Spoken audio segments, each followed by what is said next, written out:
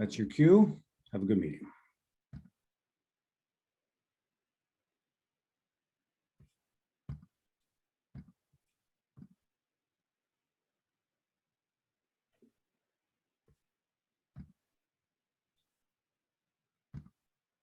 And I apologize. You'll need to click the little God button. That'll say both recording and streaming. Okay, so we're good. Yes, you are all set. You are all set. All right, thanks, Beth. Good evening, everybody. I'd like to call the February 28th, 2022 Citrus School Committee meeting to order. This meeting will be recorded and posted following the meeting on the SCTV YouTube page. Public comment will be available through Zoom tonight, and community members can also email me at mlong@cit.org with any questions or comments after the meeting. So we'll do a roll call vote to start the meeting. Long, yes. Mr. Gates? Yes. Ms. Lindblom? Yes. Ms. Brandolini? Yes. And Dr. Barkowski? Yes. Thank you. So the first item on the agenda tonight is celebrating student success. So I'll turn it over to Ms. Kate Shula, our department chair of the World Languages Department. Yay, good evening, everybody. I'm Kate Shula. So excited to be here with you to do the celebration of student learning. And this evening, I am going to highlight our Mandarin program for you. So let me just share my screen.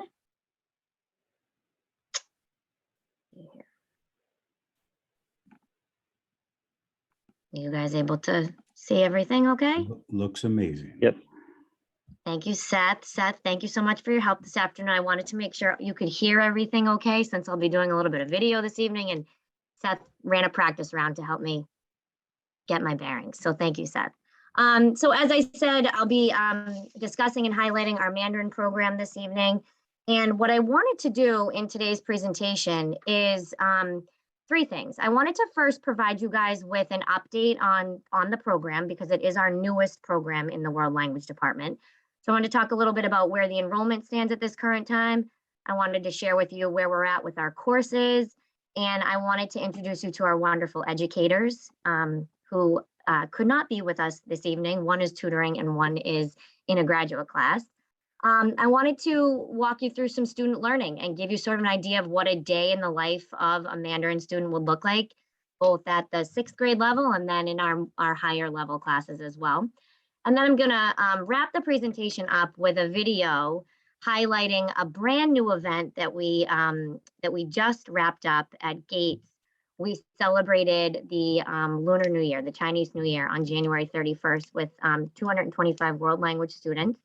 And that was a wonderful educational experience for our students that I am really excited to share some video footage with you about. So some basic information and enrollment trends and things like that for you to take a look at. So we started our Mandarin Chinese program in 2016. We started this as just a high school level 1 course. We offered it both at the CP and honors level, just as a trial to see if this was really a program that would be successful here in Scituate. We are now, this year, 2022, enrolling about 150 students. So in a short period of time, we have tripled our enrollment numbers, which is excellent, I think. So as you probably remember, 2016 was the first year of this program. We decided to start it just at the high school to see how our students did in such a rigorous world language offering. In 2018, with the building of the new Gates Middle School and the success we had seen for a couple years at the high school, we decided to continue offering Mandarin and bring the program down to our middle school students starting in 6th grade. This year, we offered AP Mandarin for the first time. So currently, as it stands, our Mandarin program runs grade 6 all the way through AP programming. So it matches the sequence of the French or the Spanish programming. So in just a few short years, this has grown to be just as robust as our other world language programming. I wanted to introduce our two fantastic educators, because really the success of this program is attributed to the work and the dedication that they show each and every day. We have Ms. Zhang, who started this program in 2015. She's been with us all 7 years. She now teaches levels 1 through AP at the high school. So she really does it all. She's a native of China, and then she trained here at Boston College for her teaching certificate. And then we have Miss Oi Young at Gates. She joined us just a few years ago. She is also a native of China, and then she attended Brandeis. So we have two Mandarin Chinese teachers that are exceptional in their content knowledge because they're from China. They're exceptional in their cultural knowledge, again, because they grew up in China. And they are two of the most dedicated teachers that I know personally. So I wanted to offer you a quick snapshot of what a typical Mandarin classroom would look like. And so when we look at our middle school programming, I'm just going to play for you a couple of videos here. We have students learning just the simple hello song. Okay, 1, 2, 3, go. 你好，你好，我叫做再见，再见，再见。啊，非常好。 So having a lot of fun. And then one of my favorites, and I hope you'll think of me later when this catchy song has not quite left your heads yet. As we move through the curriculum, we get a little bit more into some content here. So here we have students learning some basic phrases for maneuvering the Mandarin classroom. You will sing and probably dance with the song.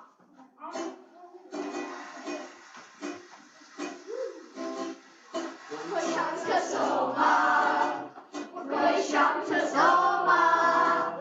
会上厕所吗？会上厕所吗？会上厕所吗？会上厕所吗？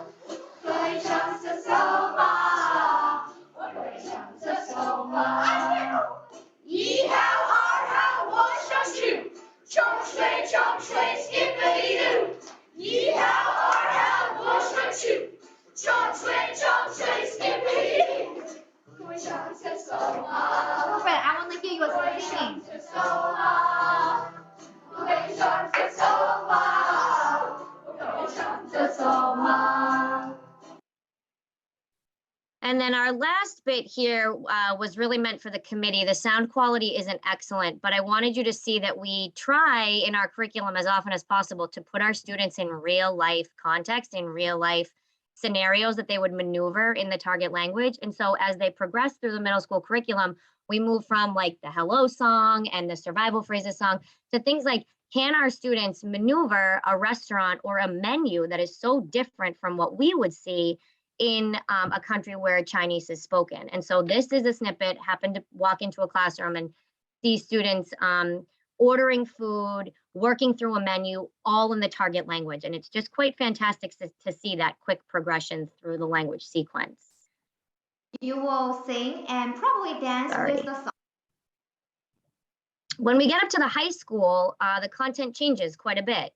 And so I wanted to offer you again, sort of a quick idea of what that would look like. So first I wanted to highlight the fact that we not only teach pinyin, so pinyin would be the phonetic spelling of Mandarin words, but we also teach the students the simplified characters, which is truly exceptional. And so this is just two pieces of casual artwork from our Mandarin students that highlights their ability to communicate with the written system and use the simplified characters. So this is just something that was on a student's desk after Mandarin class, and I just found it to be quite remarkable. In addition, we teach the food unit a couple of times throughout the language sequence. So here we have student-made menus that I wish we were in person because I would pass them around, and I think that you would be quite impressed with what they're able to do and what they're able to create. And again, you'll see that you have the pinyin, and then you also have the simplified characters. And then somehow, some way, these wonderful educators get our students learning interdisciplinary lessons in the target language. So here happens to be a Chinese timeline where students were talking about the Ming Dynasty.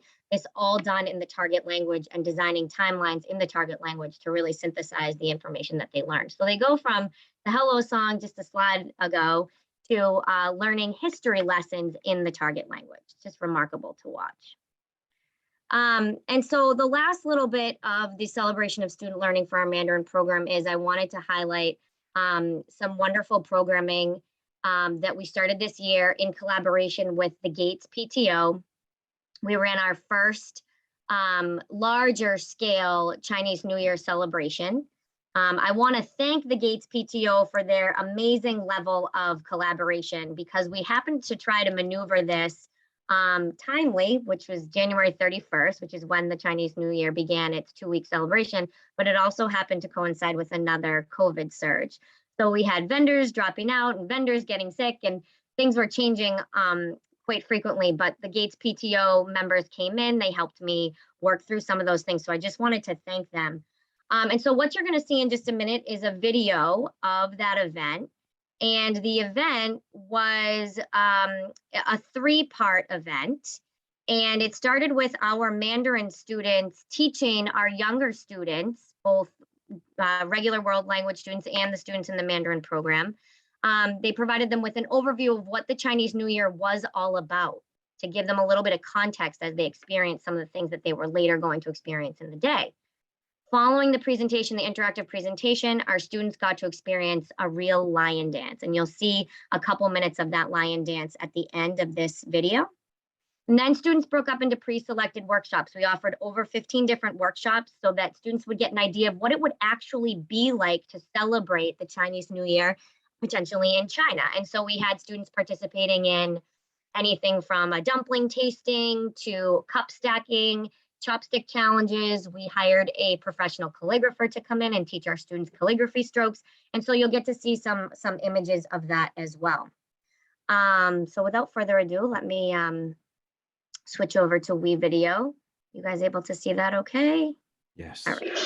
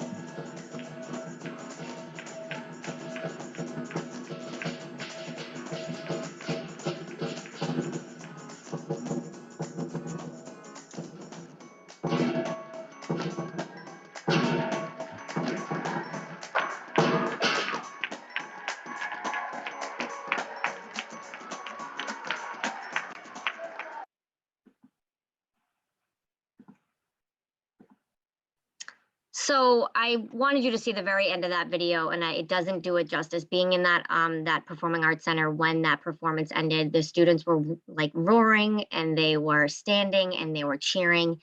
And I felt like we had achieved a really important goal, and that was to not only expose our students to another culture and another way of celebration, but it was to inspire a level of curiosity that would eventually lead our students to realize that the way that we celebrate New Year might not be the only way out there and might not be the best way out there. And so I knew that we had achieved that goal when the next day kids were arriving at school and getting off the bus, and they were passing from class to class, and they were still talking about watching the lion dancers, and they were still talking about the stations that they had visited, and they were asking where they could see this particular lion dance again. So at this time, I'll take any questions, any comments that you might have, but I'm hoping that you walked away with an idea of where the Mandarin program is, how much it's grown, and some of the wonderful collaboration that's happening to expose our students to the wonderful, diverse cultures that are around us.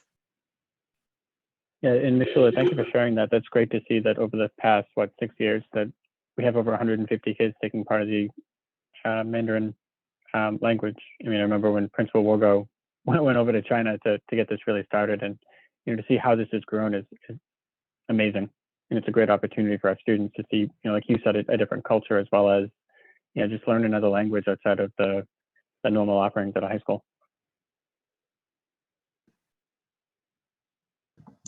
Thank you. It really is fun to watch. Yeah, it's one of my favorite visits of the day is just seeing what those kids are doing, and I love it because I don't speak much Mandarin. So when they're able to answer my questions, I'm truly blown away at what they know.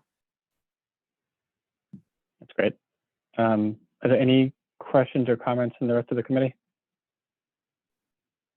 I feel like I have to comment because I have my lantern behind me on the window because I do have a Mandarin student. So, and I was so thrilled when in 6th grade she could sign up for Mandarin. I thought, how awesome, because it'll just open up so many doors for her. And she's now a sophomore, still taking Mandarin. So, and I had heard all about the celebration and the dance, and are you able to send that? Are we able to watch that video maybe like on our own?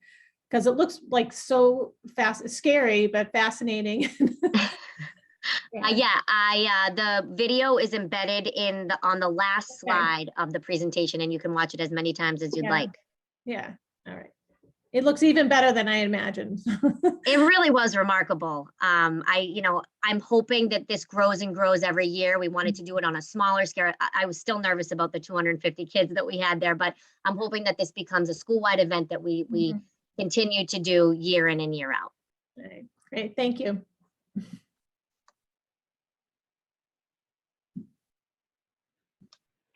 Well, thank you again, Ms. Schuler. We appreciate the presentation tonight and really showing us how the Mandarin program has grown. Thank you very much. So next on the agenda, we have our student advisors reports. I'll turn it over to Ms. Reese and Mr. Kinsley. All right, again, thanks everyone for having us tonight. Okay, to start it off, on Friday the 11th, the IXL program took a field trip to Barnes & Noble and Bertucci's at Derby Street. The group had a great time completing a scavenger hunt, socializing with friends, and having lunch at Bertucci's. They applied their skills to make purchases, calculate tips, and work on their restaurant etiquette. They also met the marketing director of Derby Street Shops, who provided everyone with a nice winter hat. And they wanted to say a big thank you to the Scituate Garden Club for a wonderful morning making Valentine's Day floral arrangements on the 14th. IXL is looking forward to joining with the gardening club for some fun in the spring. They would also like to thank them for their collaboration with the program for many years. The English department is excited for its second semester course offerings, including the Intro to Theater elective, which did not run for 2 years due to low student interest. For the first time, the department is running 2 brand new senior selectives, graphic novels and women's literature. Rounding out on the list of second semester courses are Intro to Journalism and Public Speaking electives for the common students, and creative writing, short stories, and film as literature for senior selectives. On Friday, February 18th, the Situation journalists are conducting a press conference with Cameron Blanks, who is a 2017 graduate of SHS. Cameron was a salutatorian of his graduating class and the editor-in-chief of The Situation. He's currently preparing to spend 18 months working in China. The Situation staff is planning to include a feature story about Cameron in this year's graduation edition. The Gates Middle School Art Department and Scituate High School Art Department is pleased to announce that their selected art students will have their artwork on display March 2nd through the 28th at the Scituate Senior Center. There will be an evening reception for the exhibit on Monday, March 21st from 4 to 7 p.m. The class of 2024 student government has begun planning their March 25th freshman and sophomore semi-formal. The decor theme will be 1920s and will be held at the Scituate Harbor Community Center, which they toured recently. They're working committees to plan it, and they will begin advertising this week after February break. All righty, on to Johnny. Thank you. The high school community service club is finishing up a book and clothing drive to support local nonprofits. They also work with the food pantry and senior center to make Valentine decorations and cards. Girls basketball play home on Wednesday at 6:30. Boys basketball will play home on Friday at 6:30, and boys hockey will play on Saturday at Gallo Arena as we begin the state tournament. And then a huge congratulations to Tessie Murphy for qualifying for gymnastics states for bars. She got an 8.5 on her bar routine and came in 10th place. We also had 5 students who qualified for wrestling states, including Sean Norton, who won the Division III state championship as an individual at 195 pounds.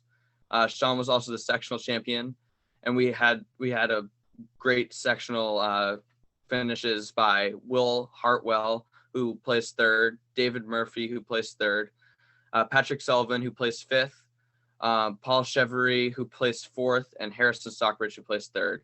And finally, Brian Hickson won the state championship in 50-meter freestyle with a new school record. He also took 3rd place in the 100-meter freestyle with a new school record at BU on Sunday. And Scituate scored 10th overall. Megan Nelson placed 3rd in the 100-meter fly. Ainsley Ruth broke the SHS record in the 100-meter backstroke, and Esther Bradley placed 6th in the 1-meter diving event. And that's all for tonight. Thank you again for having us. All right, thank you both for those updates. Are there any questions from the committee from either student? All right, well, thank you both again. It was a great update. So next in old business, we have the FY23 budget. So I'll turn it over to Superintendent Burkhead. Thank you, Chairman Long, and good evening, everyone. First of all, I want to thank everybody through the efforts over the last several months for participating in the very comprehensive budget process. And we know it goes on after tonight, but it's an important vote for the committee. Through the budget workshop, the public hearing, we were able to receive a lot of good feedback from the committee, from our community members, and we're able to provide a budget which I think reflects our values and vision for the future of Scituate. So I'm requesting tonight that the school committee vote to approve the FY23 budget of $46,349,851.75. That number has not changed since the budget hearing presentation last week. Okay. Thank you, Superintendent Burkhead. And this is the overall budget number, correct? So that includes the money allocated from the town as well as any All revenues. Revenue sources. Yep. That's correct. Okay. And then if the town number changes for whatever reason, we would just have to revote this prior to town meeting before the actual town meeting vote for the town budget. That's correct. If there are any changes, we would come back before the committee with those changes for another vote. Yep. Okay. No, I just wanted to make sure that was clear for the committee as well as the people attending the meeting. So before we vote on the number, are there any questions on the budget number presented tonight or any general questions on the budget from the committee This is something that we'll be talking about really over the next couple months anyways, but really the agenda item tonight was just to review the actual budget number.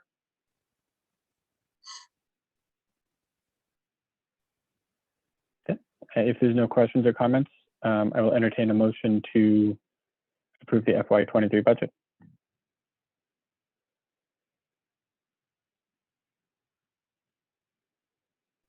I can make that motion. I make a motion to approve the FY23 budget in the amount of $46,349,851.75. I'll second. Thank you. We'll do a roll call vote. Long, yes. Mr. Gates, Yes. Dr. Borkowski, Yes. Ms. Brandolini, Yes. and Ms. Lindblom. Yes. Thank you all. Hopefully, if there's any change to that number, it only goes up from our perspective, but that's great. It's great to see that's done. And thank you again, Superintendent Burke. I know we've said this a couple of times, but for the work that you and your staff have done over the course of the past couple of months, really sharing the transparent budget, both to us and to the town, has been very well received. So thank you for that. Thank you, Chairman Long, and certainly we'll pass that on to our team, who I agree has worked very diligently in preparing this budget. And as you had mentioned, we're also willing, through our transparency, to answer questions right up until town meeting vote. So thank you all for that participation.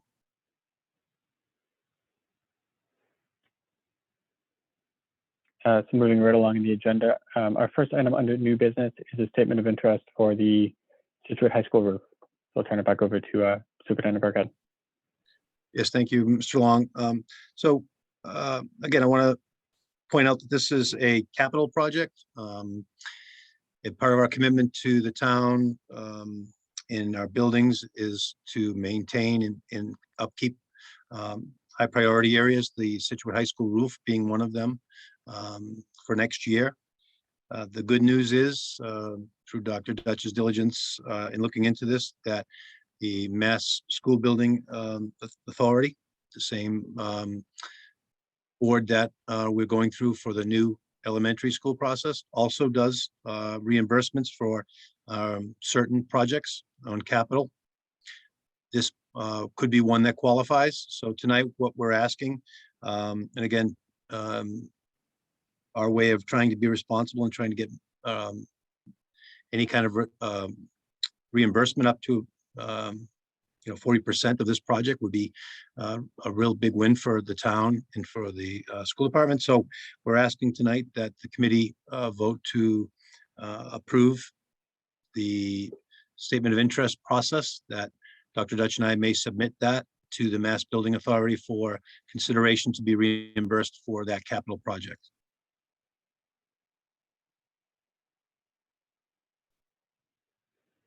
Are there any questions from the committee for Superintendent Burkhead?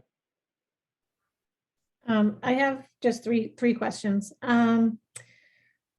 So the price that was quoted is that, let me see. Now, this is just I'm sorry, I'm getting ahead of myself. If we get a price, are we able to get like locked into that rate depending on when the construction will be? I guess my question is. Yeah, I think if the process is similar to the new building process, that once there's a number given, the reimbursement rate will be committed to that number, yes. Mm-hmm. And is there a timeline of when, I mean, I assume this would, ideally be done over the summer. The actual work or the? The actual work. Yeah. Well, yeah, both, I guess. If you Right. Yeah, pending approval through the town meeting, we'd act on it very aggressively. And I know the MSBA has a much quicker turnover on this, as it's a smaller project than an entire school, obviously. The only, thing that's kind of in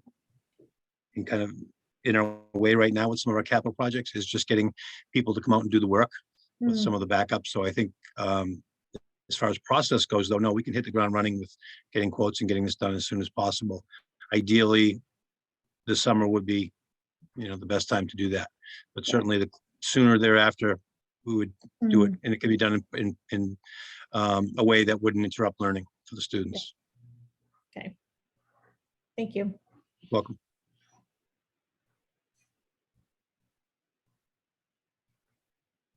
Okay, I just had two quick questions to you, Superintendent Burkhead. Is there any, so while we're going through this MSBA process, is there any short-term work that we've identified that we need to complete more aggressively ahead of this project if it gets approved, in terms of leaks or any certain areas that we think that the roof needs fixing now versus, when the MSBA completes their review? Yeah, I think what we've been addressing that as the need arrives with all of our schools, with leaks here and leaks there. So we've been proactive in doing that. Those are, as you know, are temporary and Band-Aids approach to, make things safe and keep everybody dry inside and the roof, stable. However, we don't want to sink too much money in repairing too much of the roof, knowing that we can be reimbursed. So that's kind of the approach we've had. Where we've started to turn our attention in the capital projects is being more proactive in our 5 and then eventual 10-year plan in capital, is to looking out and doing more roof projects and window projects and things like that ahead of time before they start to disintegrate and puncture and become unusable. We want to be more proactive. We're being a little bit more reactive right now, but our 5-year plan starts to look at school building projects. For example, the Jenkins roof in the following year. Start looking at those big ticket items that are starting to leak and have smaller leaks now, but we know are in rough shape and need to be repaired. So we want to get ahead of these types of things. And right now, the Situate High School roof is our top priority capital. Okay, and where the middle school roof meets the high school roof, is there any issue there that might actually fall under the warranty of the middle school roof, or are we fine with that line where the two schools meet? Yeah, there's been no issue there identified. So at this time, the answer would be no, that warranty wouldn't be covered because the middle school roof has no issues. Okay, I think shortly after the new middle school opened, there was an issue on the high school side where, where the roofs met, there was some leakage. So I just want to make sure that, that part wasn't an issue again as well. Right.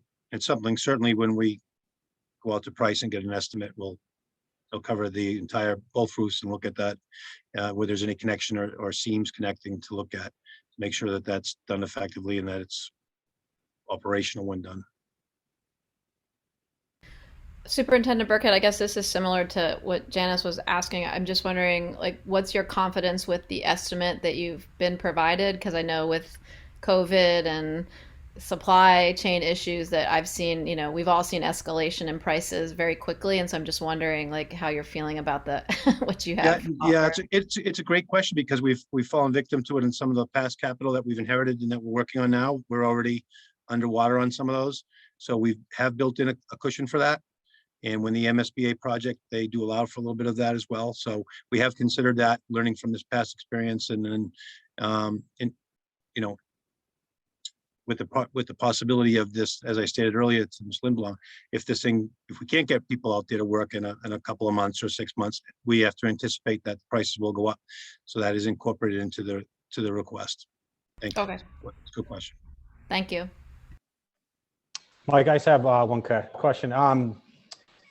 Bill, so I don't know if you said it, but what is the potential reimbursement for the roof, and what will happen if we don't qualify for the MSBA reimbursement program? All right, 2 good questions, Mr. Gates. So there's no guarantee, obviously, on any of these requests. They're very competitive, as we know. So we're moving forward, anticipating that we will not get reimbursed. So we're putting this as part of our capital vote for the town. So that's the answer to your first question. We're anticipating we have this need and we want to put it on as a high priority for the town to vote as part of our capital budget. If we do get the reimbursement, it's typically up to 40% in our situation of the cost. So that would be a pretty comprehensive savings for us. So we look at it as we'll be doing this simultaneously as we, go for the request in full from the town understanding that we're applying for this. There's no guarantee, but if we get it, the money goes back to the town. Okay, so it's a little bit different from the elementary building project where we're really working hand in hand. This is kind of a project that we manage on our own for the Correct.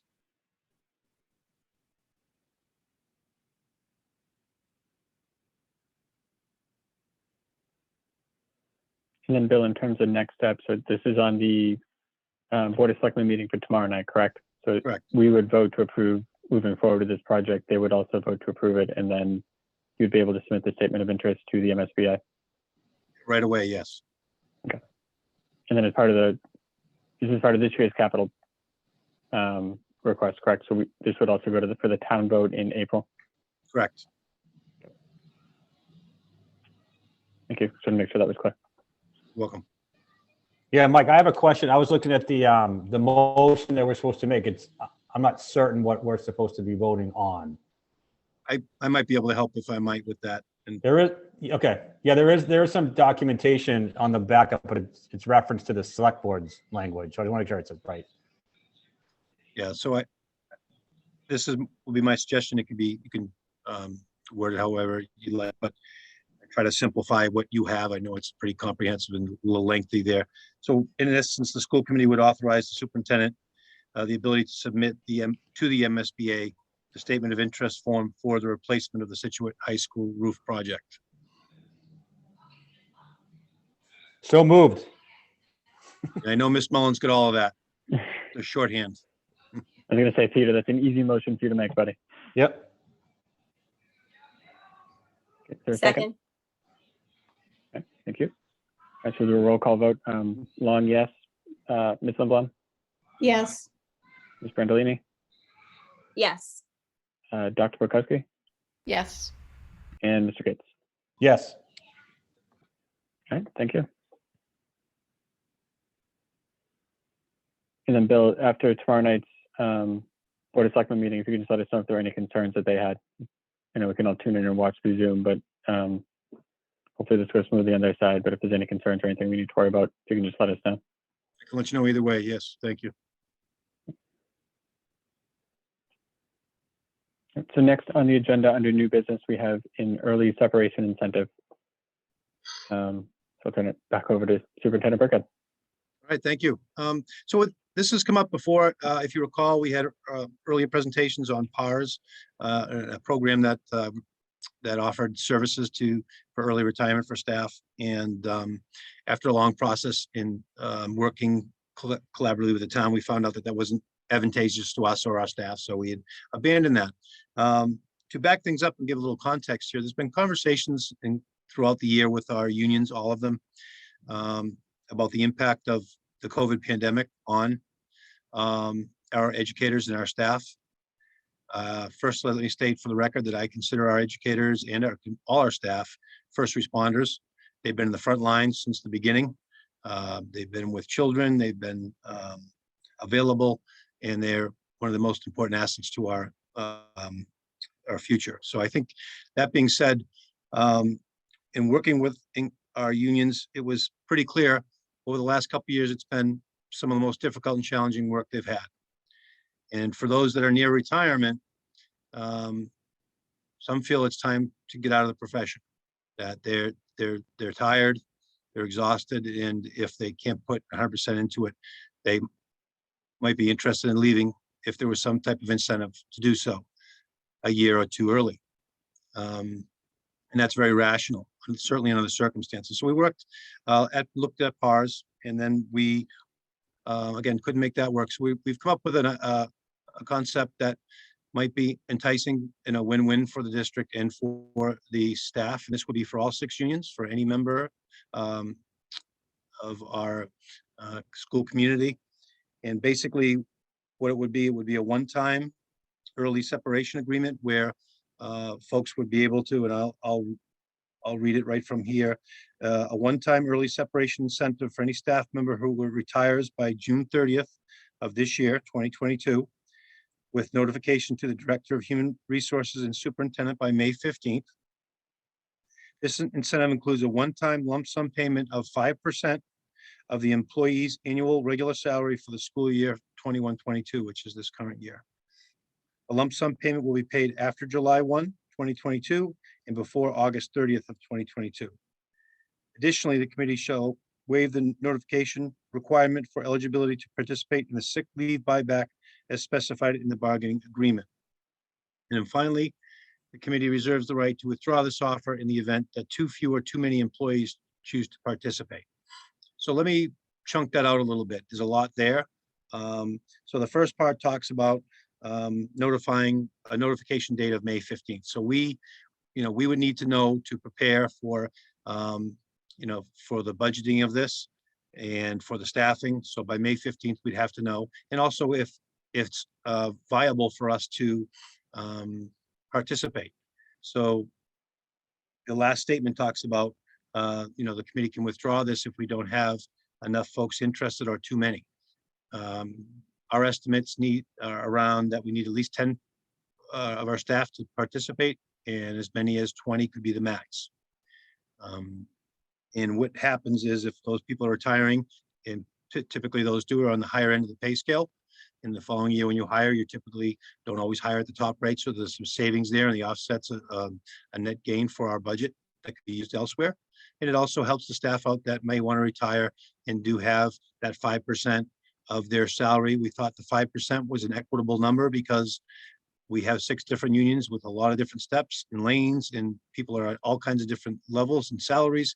So an equitable way we thought would do that would be 5% of their current salary this year as a one-time payoff. And so by getting that number early enough in May, we could calculate, okay, we have 15, 18 employees. This is what they're making. This is what 5% of that would cost us. Is it viable to do so? Would we be able to make that money back in the future to make this a win-win for our staff in our district? So the other piece of this is that there is a part of the contract that talks about 6 leave buyback for retirees that has to be in by mid-January. We've passed that date, but because of this new opportunity, we want to make sure that that benefit is still there for our retirees. So we would extend that as well as part B of this plan, so that those folks would also be able to participate in that benefit, as well as the 5% one-time buyout. So I'd be happy to answer any questions, but voting on this tonight in the affirmative, the next steps would be to share this with our unions, get their feedback, see how many people are interested, see what happens by May 15th. There's no committal on our part with the language of the vote that we have to participate, and we'll be sure to let our unions know that we're offering this, and if the numbers are in the area that will be a net gain and benefit for both parties, then we'll move forward. We can come back to the board at that time to let you know where we stand with that. So tonight's vote is to approve this concept, and then if things go well, then we can enact it. If we don't get enough people or too many people for it to not be viable, we don't have to participate in it. And I think that will be important to share that information with all of our unions if tonight's vote is in the affirmative. I'd be happy to answer any questions. And Bill, you went back and forth a little bit. Is this for all staff or only staff that is within one of our 6 unions? This will be all staff. I have mentioned unions a bunch of times, but it will be for non-union as well. Any employee for the Situate Public Schools. Okay, thank you. That's what I thought, but I just wanted to make sure. I did not mention that, so thanks for clarifying. Yeah. And this is a completely optional thing based on a staff member coming to human resources and saying, I want to be a part of this program. It's not something that we're obviously trying to force off on any of our staff at all. Yeah, absolutely. Again, it won't come from us. We'll hand deliver this to the leadership and make it known to everybody, and then that's why the part of the language here is then we'll sit back, and if folks are interested, that we can answer questions through human resources, and they can put their names in and go from there, so that there's no pressure. It's certainly again, we've worked closely with our unions and to come up with this kind of opportunity, if you will, and we'll let them decide if it's something beneficial to them or not. Okay, but like you said at the beginning, this is coming from feedback from our staff. So it's a good way for us to be able to try to support our staff where we think there's a benefit for them to help, make this decision. But, like you said, it's an optional thing as well, so that if they change their mind from when those conversations started to now, it's, they're more than welcome to come back next year and continue to teach or in whatever role they're in within the district. That's correct. Are there any questions from the committee on this agenda item? I just had just a timing question, Bill. I think you said that the staff would have to let you know by May 15th. Is there a date that we have to let them know whether or not it's going to work? Do we need to, like, I don't know how long you'll need or will need to, I guess you will need to figure out if it's going to work. If you need a day or two after that or a couple of weeks. No, I think within a week we can turn that around. I'm sure there'll be, way I would foresee it, if there'll be people up until including the last day of the 15th, we'll have a good idea on May 15th or before how many folks we will be participating. And then, we have a number, like I said, we have a guide within our kind of figures to already, have a number in our head. So we'll know leading up to that if we're close or not. And so within days, in less than a week, I would imagine we can get right back to staff, because I think that's an important part of this formula, is that if folks do want to participate this and then we don't have the numbers to make it work, they deserve the opportunity right away to know, okay, we can't make this happen, so that, they can change their minds and act accordingly based on that information. Great. And the other thing relative to timing, and I think I struggle with this every year, but does that give us enough timing to post those jobs and fill those jobs for anyone that does take advantage of this at that May 15th or thereafter? It does. Okay. All right, great.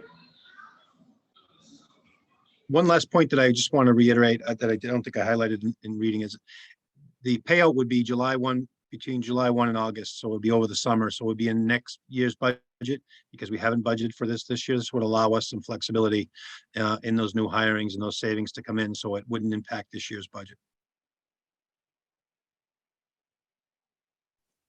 Bill, did you say they have to be within 2 years or so of retirement based upon the scales, or?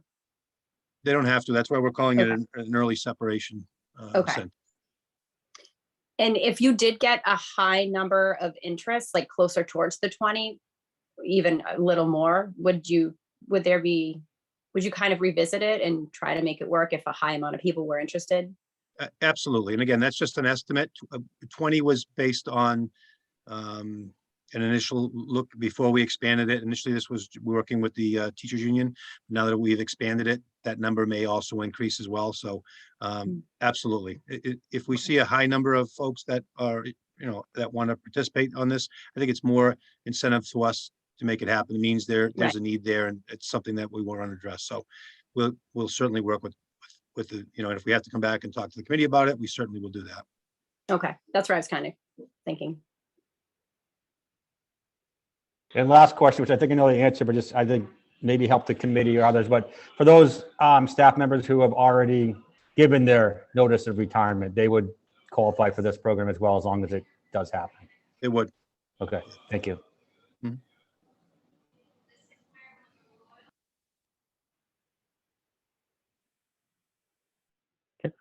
Seeing no other questions or comments from the committee, is there a motion on this item?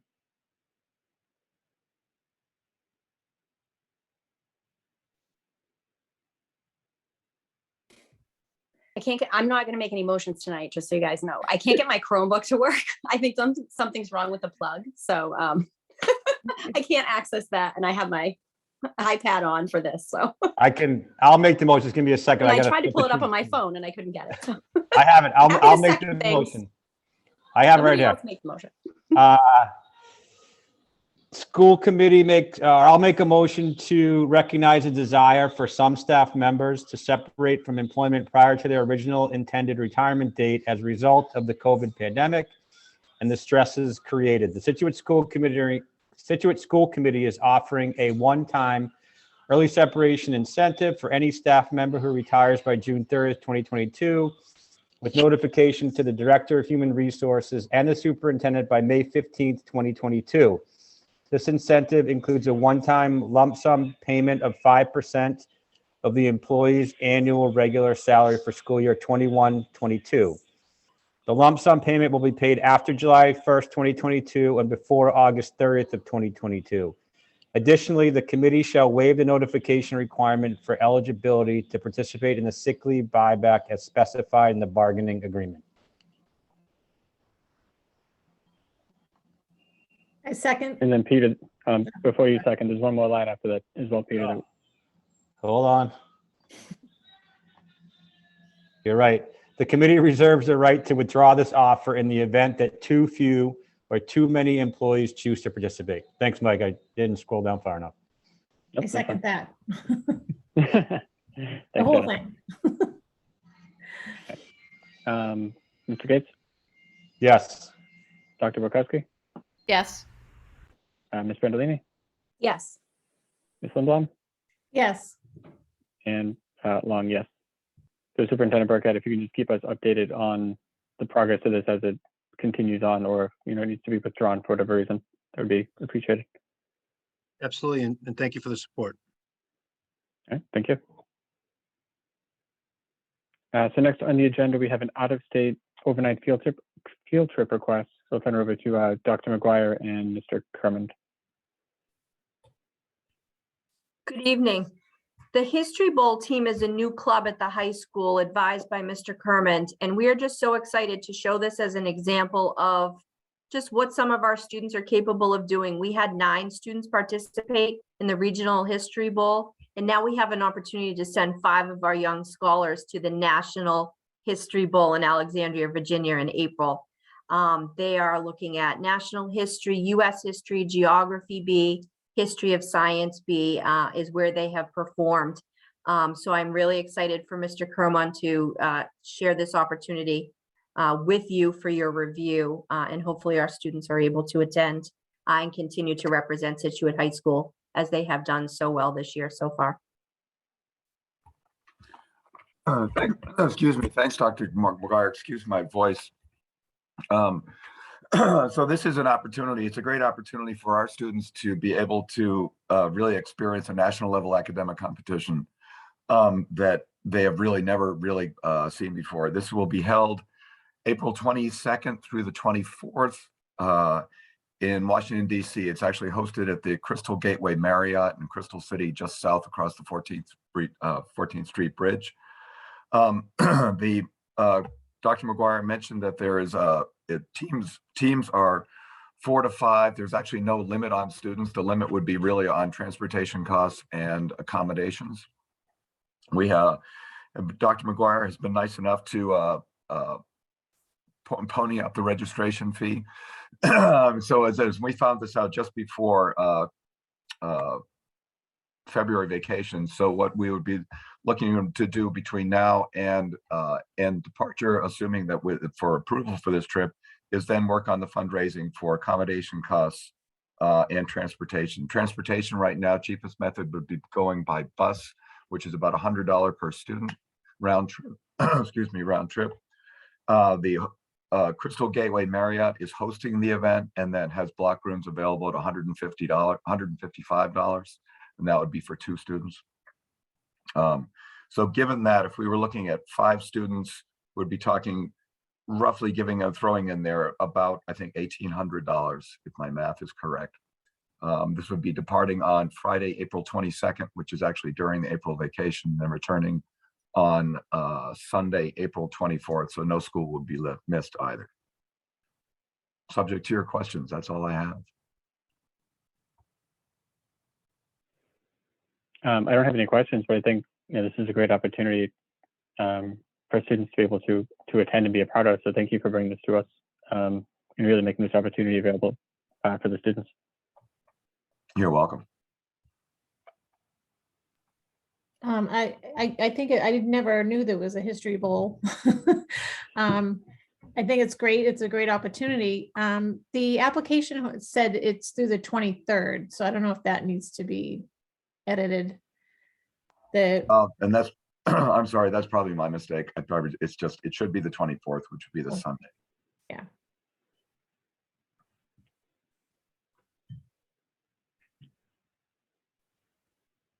Are there any other questions or comments from the committee? Okay. As part of this vote, just because it's within the 6 months of the field trip actually occurring, we do need to vote to suspend policy JJH and then reinstate it after the vote, just because of that timing within the policy. So if people are in favor of this field trip, I would entertain a motion to suspend school committee policy JJH. So moved. A second. Long, yes. Mr. Gates, Yes. Dr. Burkowski, Yes. Ms. Brandalini, Yes. and Ms. Lindblom. Yes. Thank you. And then is there a motion on the field trip request? I'll make a motion to approve the field trip to the History Bowl as presented with that edit. A second.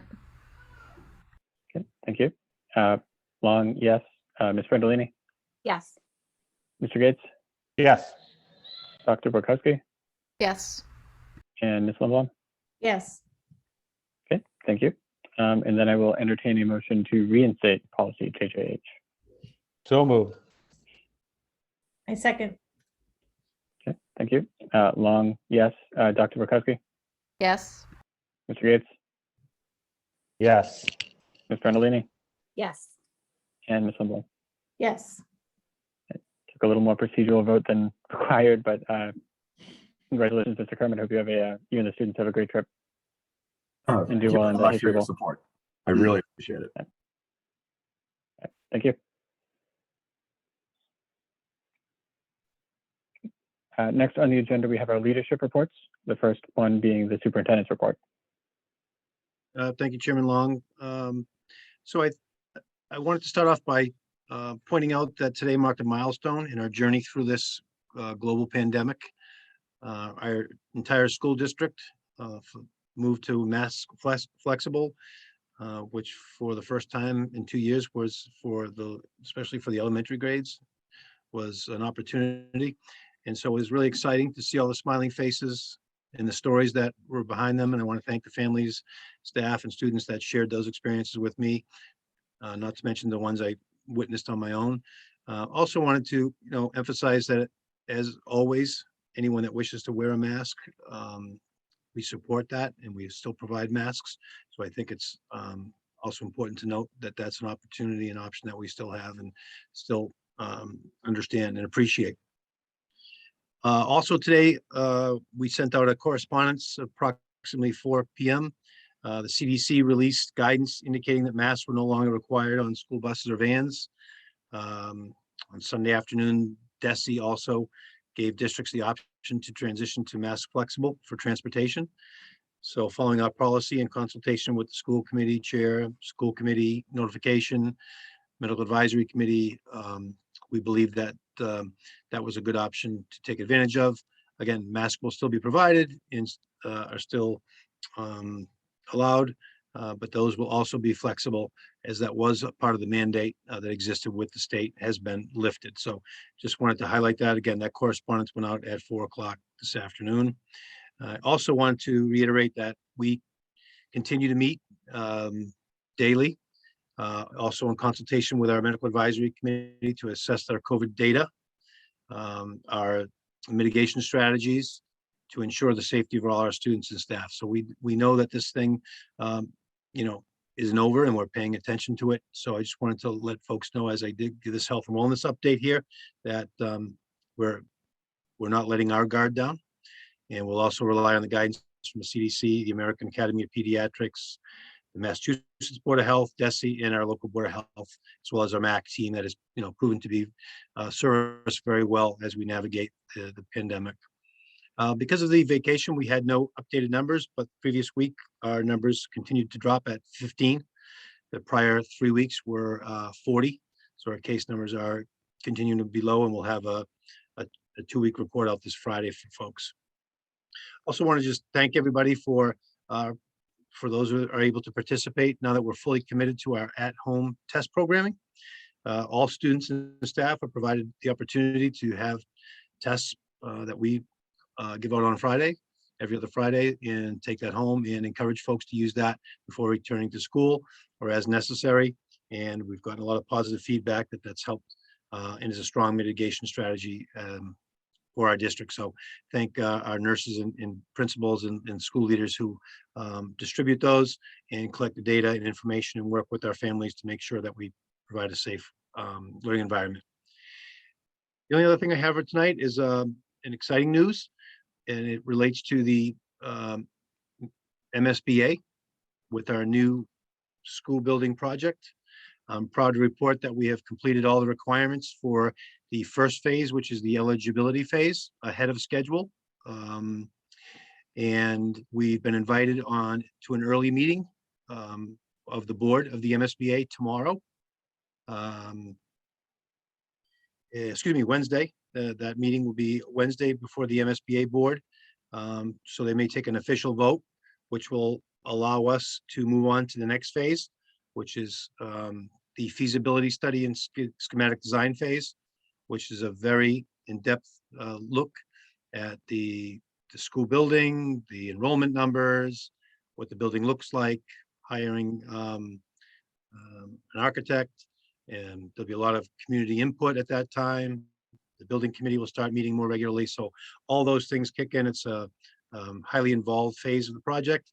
We'll be reporting out to the committee and the community a lot more detail of what that phase will include once we're approved, hopefully on Wednesday, to move into that next phase. So I just want to thank everybody that was instrumental, and including the committee, and your support for all the work that went into the eligibility period, including principals Warden Moffett, who played a big role in this, as well as our central office team, Ms. Driscoll, Dr. Dutch, Ms. Donahue, Ms. Bobert, Mr. Adams, for collecting all the data necessary. It was pretty comprehensive and involved, and we feel very confident in our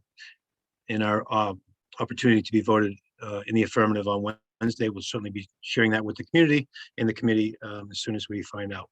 So I'd be happy to answer any questions on that. And that's my update for this evening. Are there any questions for Superintendent Burkhead?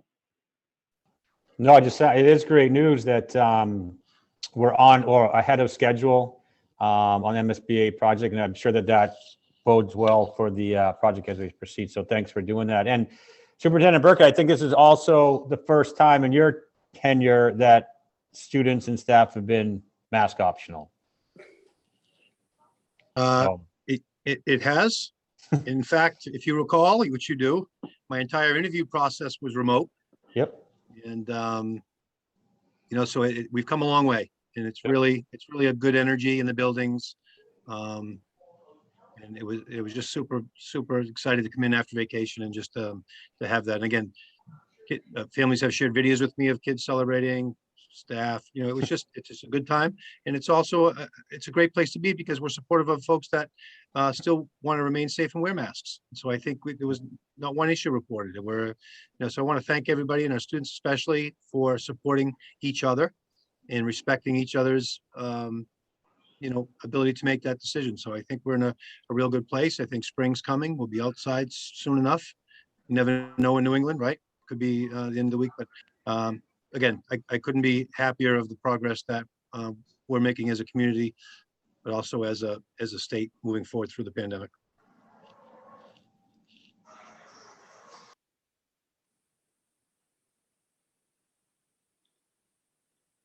I see nothing else. I just have a Thank you for quick the update, question. Soup. Sorry, Mike. So for the MSBA, so after your meeting, will you assume that at our next meeting, there'll be more of a comprehensive update of what comes of that meeting for MSBA?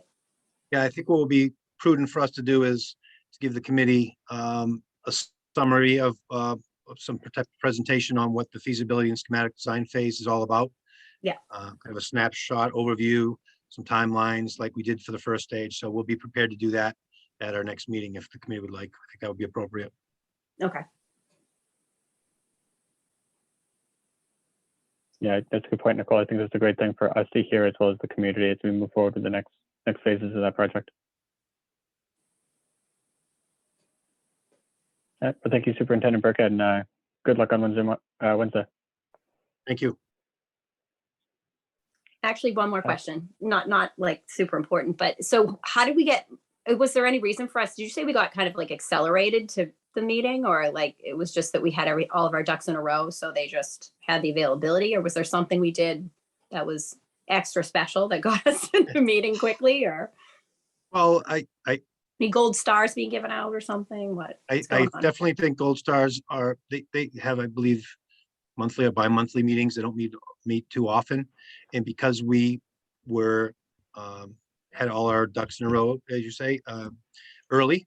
They were able to put us on this meeting instead of the April or May meeting. So now we can start moving to the next phase earlier. Everything can just move up. So I think that's a huge advantage because, you know, if you start shaving off 2-3 months in every phase and do so efficiently, you can save yourself, you know, maybe several months and up to a year in this type of project where it's a 5 to 7 year process.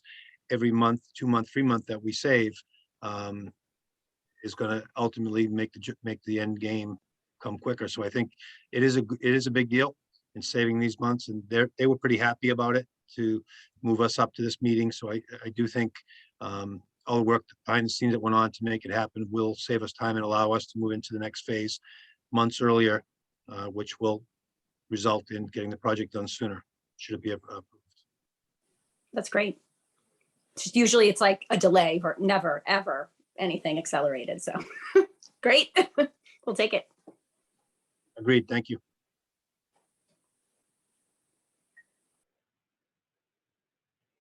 Okay, moving on in the agenda, the next item is the Assistant Superintendent's report. Good evening. Hi, everybody. What I wanted to share with you all today is something that you may know has been out already. Our district and school report cards. It is exactly what it sounds like. It is provided by the Department of Education, and it is a report out on the things that community members and school committees typically want to know what are happening in a school district and those elements that make and help students and schools be successful. So each of these reports is driven by questions, and you can drill down on each of these. So again, I'm showing you the district report card, which is available on our district website under Assistant Superintendent, and on every single school. Principals shared those out. Each school has a separate report card.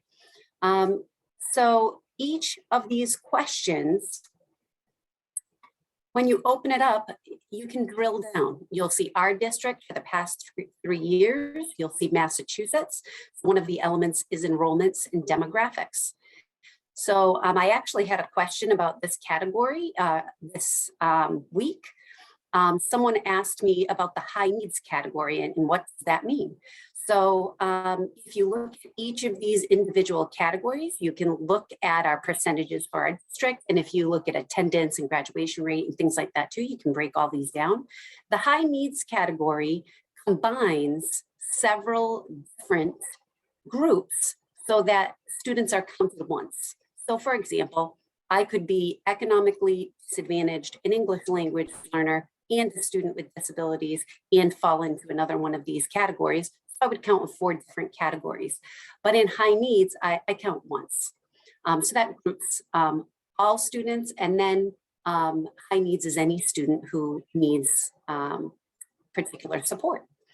If you look at the academic opportunities available, it will show you about access to arts and advanced coursework completion. If you look at our attendance rate, first, it's the actual average daily attendance for our district and for Massachusetts. And then there's the average number of days absent. And again, you can break that out by student group. We have all of the MCAS data. This looks a little different. You have to scroll to the right, get all the different grades and groups. And if you decide you want more than this, you can always go down into the more detailed data, which takes you right into the breakouts of how many students. It's a deeper dive, but it's tough to sift through. Per pupil spending. And then the last one is our accountability system. Now, as you know, last year we did not get a rating on our accountability system anywhere in the state. The last time they did that fully was 2019. But this year, the state on Wednesday, there's an Assistance and Accountability Advisory Council meeting. And that group, which has stakeholders from across the state, will be discussing what elements will be in the FY22 accountability. And things like percentile ranking, which you've heard me mention several times, which is academic achievement in comparison to like schools across the state provided by DESE. That looks like it may be coming back, but not all of the elements of accountability. So we'll know more after Wednesday. So I wanted to share that briefly, but there's a lot to look through. If anyone has any questions now or later, you're always welcome to reach out to me. Thank you.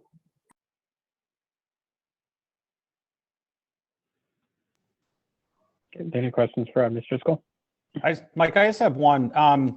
Heidi, thanks for that. I think it's great. And I think it's great for the committee to know that those resources are available, as well as parents and others. But I'm just curious, how frequently do you look at that data, or is it more of a reactive, or how do you monitor, I guess is my question. You look at it once a year, twice a year, when someone asks you a question about it, like when do you look at that data?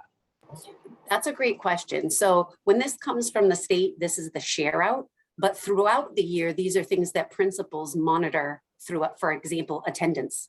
Principals are looking at their daily attendance rate. They want to make sure students are in school to learn. They take active measures with families to make sure kids come to school every day. So that is data that people look at all different levels. This big picture isn't something we do on a daily basis, but if you look at these questions and dive down, you'll see what are the things that drive our schools to move. For example, I know middle school, I think today, Tammy Rundle told me she was doing some course selections with middle school students. Those students selecting classes, making sure we have access to the arts in 11th and 12th grade, especially making sure that every child has an opportunity for advanced coursework. That's something when you see that course catalog, when we work with students to encourage them to take different electives, those are things that eventually will drive this big picture.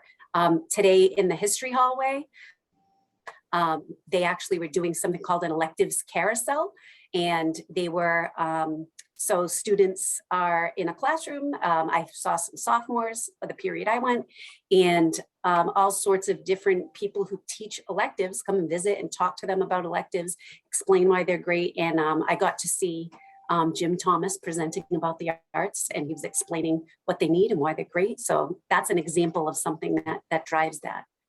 Great, thank you. Very helpful.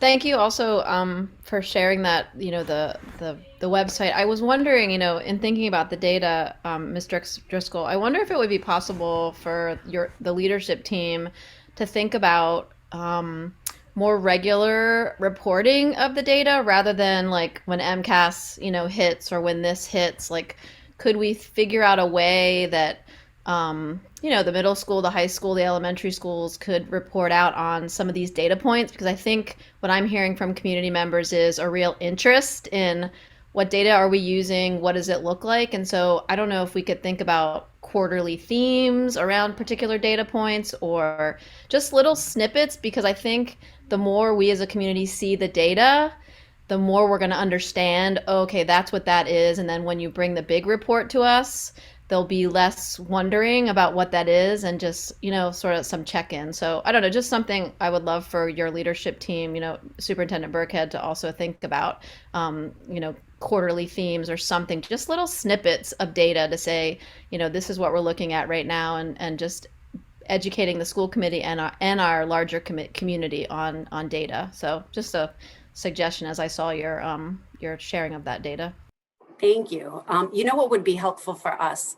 Some driver questions. So when someone says to me, hey, show me the data, I'm like, well, that's like trying to sip water through a fire hose. We need, what do we care about? And I think that our first step with figuring out what questions to ask, I think you heard Superintendent Burkhead talk about thought exchange and how we're going to be reaching out to get more of those ideas so we can form what does that picture look like? So if we know what question the community has and what they want to know, then it would be much easier to say, okay, let me collect this that communicates an answer to your question. So hopefully we can work together to do that. Yeah, I think that would be great. I think for me, selfishly, we keep having these conversations and worries around our rankings.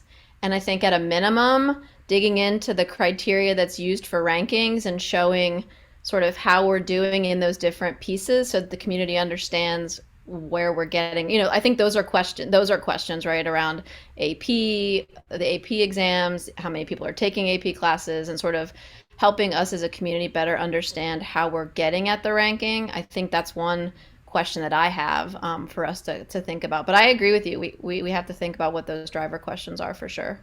And when you say the ranking, you are not referring to the percentile ranking? I'm talking about the U.S. News and World Report rankings that people, that we've fallen in those rankings. And so, if you go to the website and see the different criteria, you can sort of better understand, why we are where we are. And so just matching those criteria with the data, I think, would be helpful. But happy to talk more about this, Heidi. Thank you. Okay. It's just two quick questions. So obviously there's a lot of information that the state puts into the report cards, Ms. Driscoll, but are there other resources that we use that not necessarily reflected in the report card, but we as a district feel are important that should be shared out with the public because it could impact, the report card rating versus what, we feel we're doing, how well we're doing as a district? I'm not sure what you mean. Something that you would like to see with? Well, no, so the report card had like MCAS scores, but do we also put a high emphasis on something else like the DIBELS testing or something like that in the growth from beginning to end? Great question. So the report card is beyond MCAS scores. So for example, if you look at advanced coursework, that does include AP, that does include those other things. Access to the arts, not MCAS scores. It's how many students truly are engaged if you read it's theater, art, drama, those kinds of things. So again, it's the question we ask, and I would encourage you to look through those questions if any of you want a deeper tour into that. It would take much longer than one school committee meeting, but I'd be happy to do it. Okay, so I think Dr. Bukowski and I run a similar way. So I think combining the questions and trying to, getting to some of the specifics, we can come back to you and provide some questions of what we're hearing from the community want to see, coming out of the administration. But your answer makes sense.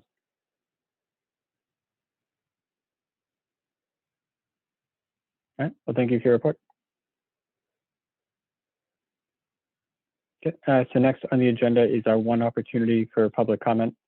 If people want to raise their hand and then just state their name and either address or school affiliation when they're called on, that would be appreciated.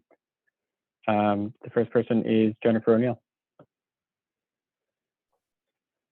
Thank you. I have, I guess, question about school calendar. I was under the impression that it was going to be presented this evening. I think there was something said at the last meeting. My concern is that the Tuesday after Labor Day is Election Day, and it's difficult to have the first day of school at the high school be an election day. So I think that needs to be taken into consideration when the calendar is voted on. And will it be voted on anytime soon? Because parents do need to know what that first day of school is, especially those with younger children who maybe need to figure out childcare for the end of the summer, but also for those of us with older children who have to do college drop-offs and need to figure that all out as well. So any date on when that will be presented? Yeah, Bill, I know back up in our last meeting that was just discussed as a future agenda item. We didn't necessarily put a date on it, but is that, typically we vote on that in either March or April. Is that something that, do you have a date on when we expect to see that in the public? Or for a public vote? Yeah, we certainly can have that ready for the March, one of the March meetings. I agree that earlier the better, sure. Okay, and then one additional question. A few months back, I had asked about getting back to in-person meetings. And I think today is a great day to ask about that again, especially with our students being, mask optional. The buses are mask optional. The CDC is stating that this area of the state is, low COVID numbers. And I really do think it's important for the school committee to be back in person so that people can feel like they are able to access. I think that the technology sometimes, especially in Scituate, it's difficult Tonight, 3 or 4 times my computer, link froze up. So just wondering if that's something that's on the table to get back in person. And those are my questions. Thank you. Yep. And Ms. O'Neill, I saw your email this morning. I responded back. I think it was around 5:30. Okay. If you didn't see it, but I've had conversations with Seth, and the technology is in and working as it's expected to. So I've already reached out to the committee about when we would come back in person. Okay, can I just ask a question? What is the technology that needs to be working for us to be back in, I guess, the school committee to be back in person? I'm not understanding what technology they're trying to do. So I don't know, we've all seen Seth, could you answer that? I guess, is it so people can ask questions from home, or is it to videotape it because this is carried on Facebook Live? So just Seth, curious. before you talk about the technology, so I mean, the bigger thing that we've seen over the past 18 months is a larger audience at our school committee meetings. I mean, I remember meetings where you were the only one in the audience. And now tonight we have 20 people on that are not presenters. So because we've gotten a large feedback from the audit community of we want to be able to have this in-person option, the technology piece is allowing people to still be able to zoom in, see the meeting, participate, but not necessarily have to come and sit in the high school or wherever we ultimately have the meeting. So we couldn't just, it's not just something of having it recorded like Seth does for the town meeting, which then ends up being live. It's more than It would that. still be a live component where people Right. can interact with us, similar to what we have today. Seth, do you want to speak to the technology? No, I can speak to the technology. For instance, we do certainly have what we call like a Zoom need board that is in the Scituate High School library that does allow for Zoom participation within a meeting, and that can happen. It's important to point out here too is that right now, as many may know, is that boards, committees, and commissions have the option to meet in person, virtually, or do a hybrid option. That could change come July of this year when we get new guidance from the state. But right now, it's up to the individual groups to determine how they want to meet. And if they feel that the majority of their audience prefers them on Zoom, they can continue to do that. And I will say this, is that I do feel the school committee, the majority do enjoy the Zoom. I mean, it allows for great participation and just for listening's sake. The remote model, meaning the hybrid model, if we include that Zoom, if you go watch right now, we're just doing it with our planning board. If you go watch that, we do that in town hall. It can be a little, if you're used to the Zoom, it can be a little bit jarring because essentially what you're doing is you're taking this entire meeting and putting it into one square on your Zoom screen that individuals at home would see. So I will say that from a town perspective, we have probably 80% of them are still meeting virtually, while the rest choose in person. Okay. And again, as I said, I mean, I missed most of Superintendent Burkhead's presentation on the retirement plan because my internet connection was spotty. So that's just a Scituate problem, I think, all around. So just wondering if other people are having those issues as well. But like I said, I think in person is always better than Zoom. But thank you. Thank you. And I agree. Hopefully we're moving towards in person in the near future. Mike, the next person is. oh, Mike, can I make Yeah, just Jen, sorry. kind of a comment on something Jen asked about the calendar? Because I think I had mentioned maybe at a previous meeting about voting on the last day. Maybe that's what she may have thought. That's what I was referring to. Are we going to be doing that? Determining when the final last day of school is? Yeah, so typically we vote that in either March or April. Okay. With New England weather, depending on the next snowstorm we get, that way we, whenever we know we're past the winter weather cycle, that's when we're allowed, we typically vote. Yeah, okay. The next person was Paul Scott.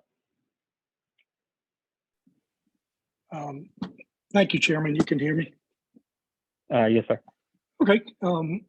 Normally when I started getting involved in these meetings, I was admittedly a little pessimistic, especially towards the superintendent. And I just wanted to take a moment and thank the superintendent and especially the assistant superintendent for the efforts to improve the opportunities for the kids, the programs that especially the assistant superintendent has been talking about for the last 7, 8, 9 months.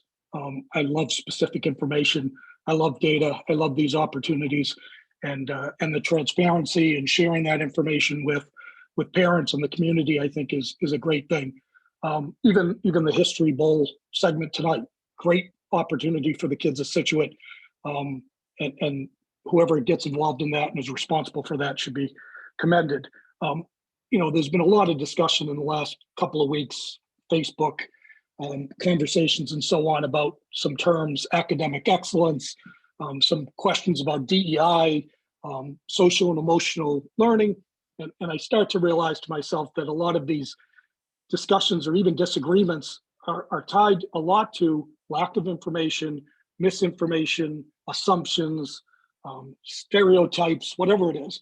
And one of the things that I thought tonight that I'd like to hear going forward is perhaps a report from Jamil about the DEI measures that are being taken, what has worked, what hasn't worked, why did it work, why didn't it work. I know that the two big events so far was the sort of opening day, Our House, which from all feedback I got was a really good event. The kids loved it, thought it was a great way to start the school system.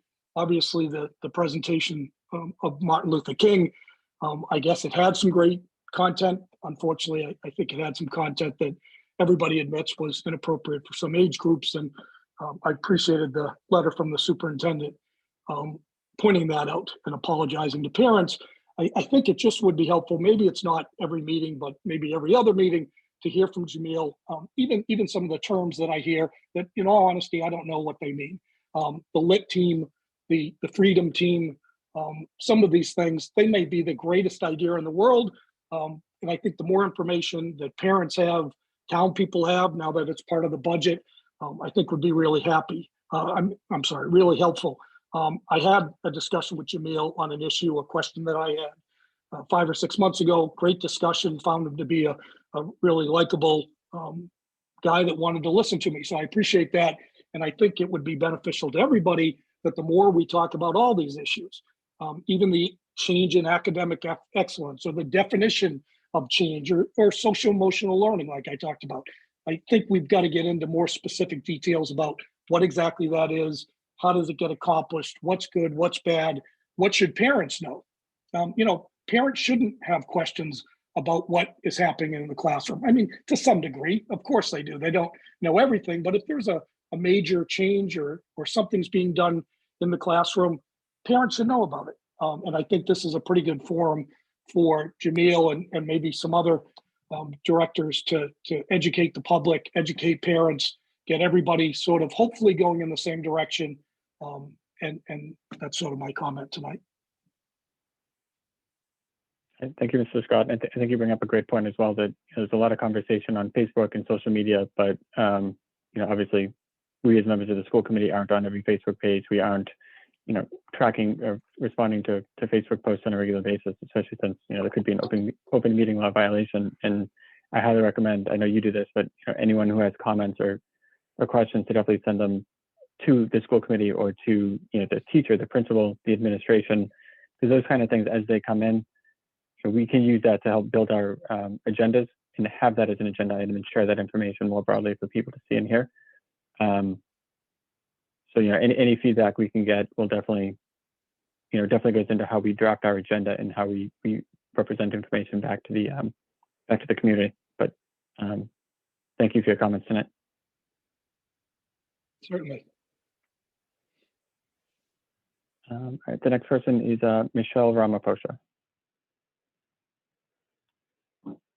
Hi, can you hear me? Yes. Okay. My question relates to the MSBA loans or funding for the roofs, and I was just curious whether Situate has ever entertained the thought of maybe putting solar panels on our school roofs. I know personally, as having solar panels and storage to Tesla Powerwall batteries, that we can go a very long time, like especially during the times of the year when there's longer days and the days start to get a little bit longer right around now, we can start to be 100% self-powered. And it's nice because we're saving, obviously we're helping save the planet, but we're also saving a lot of money. And whether there's funding or not for it, there are different options that you can commission your roof through a solar company and like rent out the space on our roof for it, and then also benefit from the energy that it produces. And there's lots of schools around the state that are doing that. So just wanted to know whether that's been considered, if that's something that we could get funding for, or if there are incentives for school districts that do that, because I think it would be very beneficial and save us a lot of money on some of our costs for energy. Okay, that's a good point. We can definitely take a look at that as part of the process. And I know for the school building process that the MSBA does, there are reviews in terms of going green as part of any building project that they do.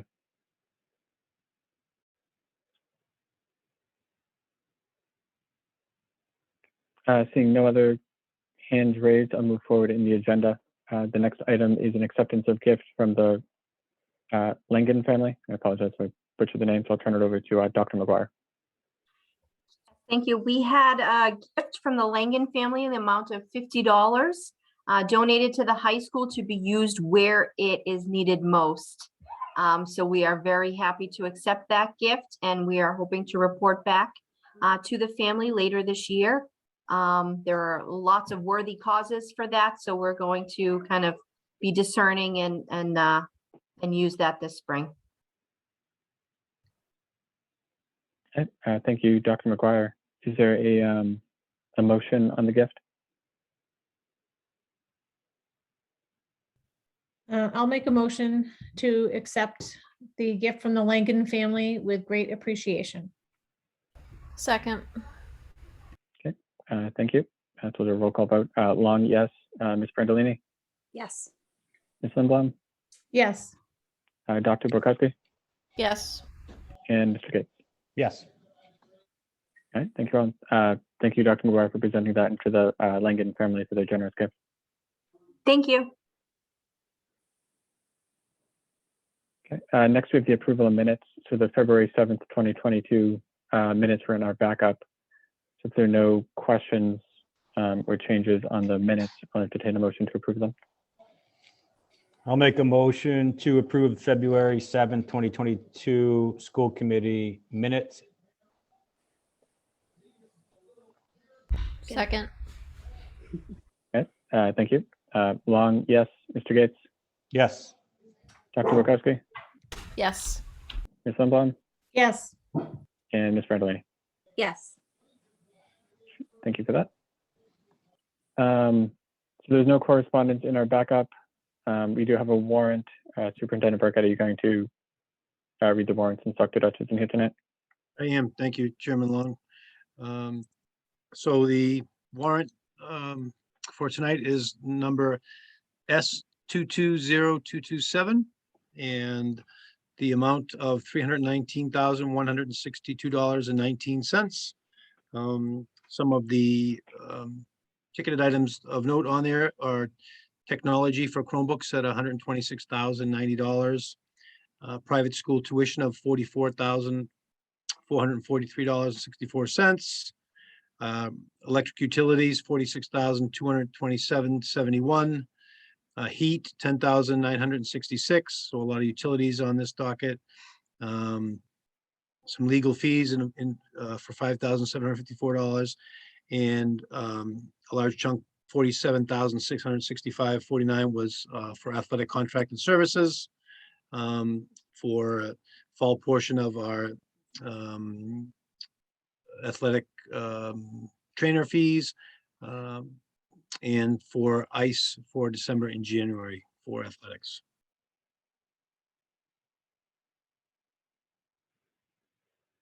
Okay. Are there any questions for Superintendent Burkett?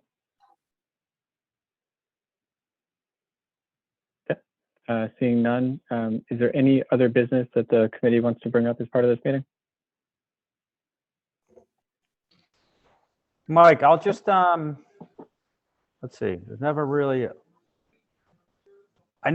know how the liaisons are supposed to report on meetings, but I just thought, kind of just to give more appreciation for the work on the budget that Dr. Dutch and Superintendent Burke, in addition to the workshop and the hearing, the presentation to us also has to go on like a road show.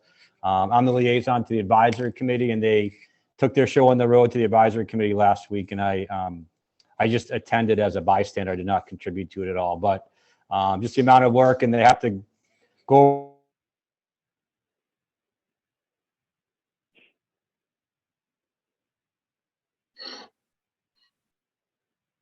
Peter, you cut out.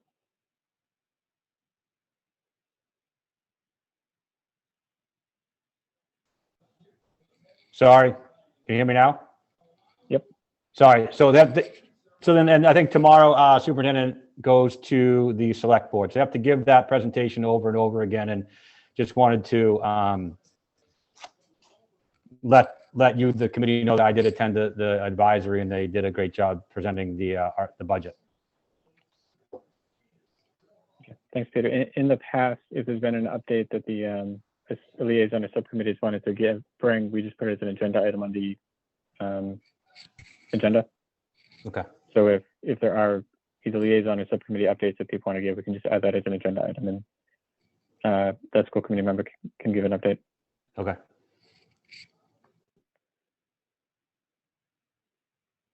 Okay. So there's nothing else. Our next meeting is March 14th, in 2 weeks from today. And obviously the agenda will come out for that the week before the meeting. So if there's no other questions or comments from the committee, I will entertain a motion to enter executive session. We will not be returning to public meeting after that executive session, so this will end the public portion of our school committee meeting tonight.